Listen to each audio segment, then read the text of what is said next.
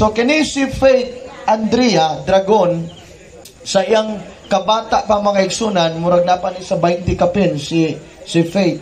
Nag-una ra gyud ni siya nato. Abi ninyo mga igsunan karong panahon na ngilngig kayo ang mga balita kumutanaw kag television. Grabing kamatay karon, aksidente, grabe. Kinsa bagoy tao nga mosugot maaksidente? Si Faith murag ang iyang kamatayon na nahulog sa usa ka aksidente pod. So karon mga igsunan daghang nangamatay sa samang paagi. Kung nadunggan ninyo atong miaging bulan dito dapit sa Initaw or himangpang asa mo to dapit sa Initaw, Pagahan, kinsa ko'y magdahom nga tibuok pamilya pa gyud. Kinsa bagoy amahan nga mosugot nga madiskrasya sila nga naayang mga anak tulo ka buok gagmay pa kaayo makaigsunan nga pauli na sila sa iligan. Kinsa bagoy madahom nga didto ra day sila kutob, laras pa sila tanan, silang tanan nga matay. Makaigsunan, walay makapanganti nato. Apan ang pulong sa Dios gipasidaanan nato. Kay bisan pag-unsang paagi kung moabot manggaling nimong kamatayon, importante na kay pagpangalagad sa Dios. Ang pinakapeligro sa taong mamatay ka karon makaigsunan anytime from now, unya wa kay saktong relasyon sa Dios, wa kay pagpangalagad makaigsunan. Gansi ka, nganuman, ikaw mo'y nagpili sa imo ang imong destinasyon makaigsunan. Ang Dios wala nagkulang nato pasidaan. Gitagaan tag instruction aron maghinulsol aron mangalagad ta sa Dios. Kay kung moabot man ang kamatayon, kumpiyansa ta o makasalit ta nga din kita makaigsunan makabaton ta sa maong saad sa Dios. So busa nini kagabion, tun-an nato sa makadyot ang pulong sa Dios aron nga mao ni mahimong roadmap sa tong kinabuhi. Mauni ang pinakahingpit nato nga giya sa kinabuhi aron nga mahimong guided ta sa adlaw-adlaw nato nga pagkinabuhi makaigsunan. Dili pwede nga mahimutang inosente or ignorante makaigsunan sa saad sa Dios. Muna nga pasalamat ta nga ang nasod sa Pilipinas demokrasya ta o libre ta makaigsunan sa iyang pulong. Sa ubang nasod makaigsunan bawal magwali, bawal ang Biblia. Muna nga kita makaigsunan grasya sa Dios nga gitagaan ta sa mga mensahe libre o walay bayad aron nga ikaw ako makahimo pa ka sa pagpangandam, makaila ka sa imong Dios o makaalagad ka sa imong Dios. Now dinhi sa Bible makaigsunan doon ako'y basahon diri sa libro sa Roma kapitulo 5 diri ta sa bersikulo 12 makaigsunan ug matud pa sa pulong sa Dios miabot sa kalibutan ang sala pinaagi sa usa ka tawo. Og ang sala nagdalag kamatayon. Busa mikaylap ang kamatayon ngadto sa tanang katawhan kay nakasala man ang tanang tao.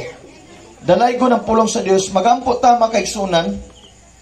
Among Dios nga amahan nga magagahom sa tanan, ikaw ang nagbuhat sa langit ug sa yuta. Tinubdan ka sa tanang butang makita og dili makita. Bisan kining kinabuhi namo nagagikan kanimo. Kami makahimo sa gihapon Ginoo sa pagpasalamat taliwala nini nga pagbangutan. Tungod kay nasayod kami gasa lamang kini ang kinabuhi. Salamat Ginoong Dios nga hantod karon naginhawa pa kami, buhi pa kami. Tungod kay duna pa ikaw katuyuan na apakay plano sa matag usa kanamo. Nagampo ko Ginoong Dios nga nining matahom nga kagabion ang imong katuyuan ug plano sa matag usa masabtan sa mga tawo nini nga dapit. Kaya ang imong hingpit nga plano sa matag usa kanamo, nga ang matag usa kanamo mapasaylo among sala ug mualagad kanimo.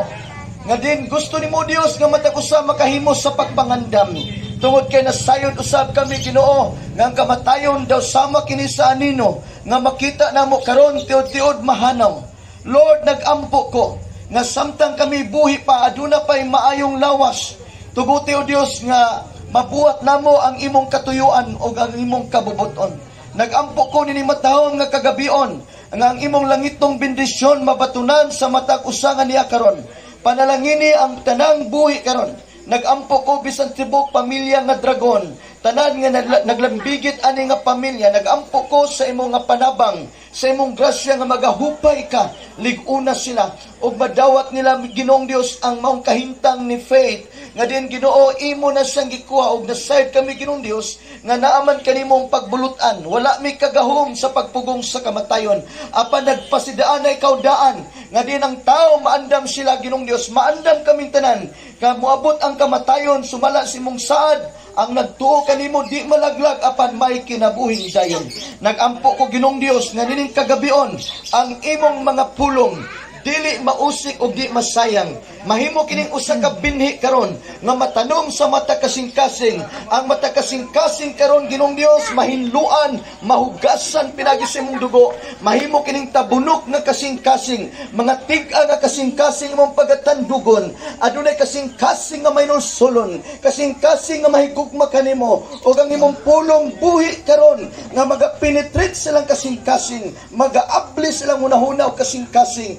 Ang matag usa Ginoong Dios magpaubos kanimo kay nasayod kami, walay mahimo nga mong kaugalingon gawas lamang kanimo. Bendisyonik imong mga pulong karon ngang tanan mo dawat nga dunay kalipay.